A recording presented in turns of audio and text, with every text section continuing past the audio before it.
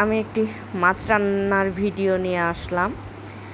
সামনে কুরবানির ঈদ, ফ্রিজ খালি করতে হবে। তো একটা মাছ ছিল আমার ফ্রিজে, তো খুব একটা স্বাদের ছিল না।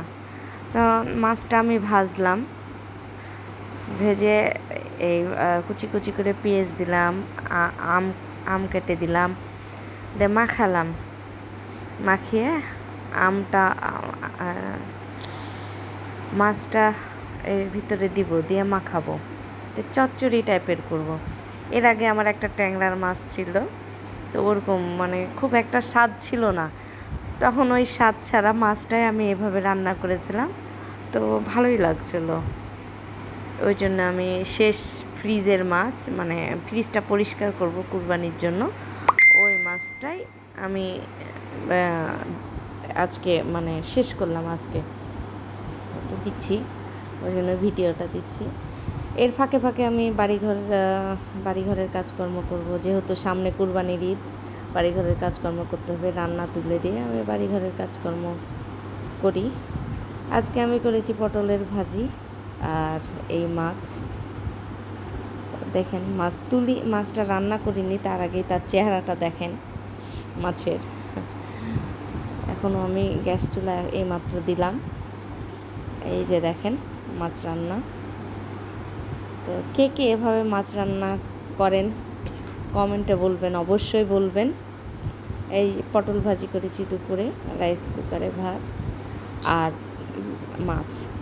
তো এখন আমি শুরু করব ঝাড় দেওয়া কাজ শুরু করব। ঝাড় দেওয়া তো প্রতিদিনেরই। রান্না হয়ে গেল, এখন আমি ঢেলে টেবিলে রাখবো, তো আমার কাজ শুরু করব। এই যে আমার রান্নাঘরে আমার খাবার জায়গার দিকে আমি চলে এলাম। ডাইনিংয়ের জায়গাটা আমি ঝাড় দিচ্ছি। আমার ডাইনিংটা খুব খোলামেলা। আমার এটা বাইরের ডাইনিং, খুব খোলামেলা। আমি এখানেই খেতে খুব পছন্দ করি, কেননা খোলামেলা। এখানেই রান্না বান্না, এখানেই খাওয়া দাওয়া শেষ করে আমি বাসার ভিতরে চলে আসি। বাসাটা সবসময় পরিষ্কার পরিচ্ছন্ন থাকে, আমাকে ভালো লাগে। আমাকে এখানেই খেতে ভালো লাগে। এখানেই সকালে রান্না বান্না করি, এখানেই খাওয়া দাওয়া শেষ করে আমি ভিতরে চলে যাই। দিনের প্রায় অর্ধেক দিন, সকাল থেকে একবারে দুপুরের খাবার পর্যন্ত আমি এইখানেই থাকি। এইদিকেই রান্না বান্না সব কিছু চলে, খাওয়া দাওয়া চলে। আমি 2টার পর আমি আমার বাসার ওই সাইডে, আমি আমার মেন জায়গাতে যাই, যে ওখানে আমি থাকি। তো আমার বাইরের খাবার ডাইনিংটা কেমন লাগছে অবশ্যই কমেন্টে জানাবেন। আমি ঝাড় দিচ্ছি, এই রান্না হয়েছে, মাঝে মধ্যে ঝাড় দিচ্ছি, কাজ করছি। এই যে রাইস কুকার, ভাত দিয়েছি। আর আমার চুলার কাজটাই লেপা হয়নি। ঈদের কাজ মোটামুটি আমার হয়ে গেছে, কিন্তু চুলার লেপার কাজটা আমার হয়নি। আর চুলা লেপতে আমাকে খুব আলসি লাগে, তারপরেও লেপতে হয়। এই যে আমার মাটির চুলা, এই মাটির চুলাটা লেপা হলে মোটামুটি আমার কাজটা শেষ হয়ে যাবে। দেখি যদি সময় পাই, আজকে আমি মাটির চুলা শেষ করবো লেপে। আর এইটা আমার বাইরের বেসিং, থালি মাজা। এই ধরনের বেসিং আমার বাসায় 3-4টা আছে। তা আমার ঘরে চলে আসলাম আমার ঘরটা ঝাড় দিতে। পরিষ্কার করে আমি ঝাড় দিচ্ছি। আমার বড় মেয়ে নাই, তার শ্বশুর বাড়ি চলে গেছে, তখন আমি আস্তে আস্তে করছি। আর আমার ছোট মেয়েরা স্কুলে আছে।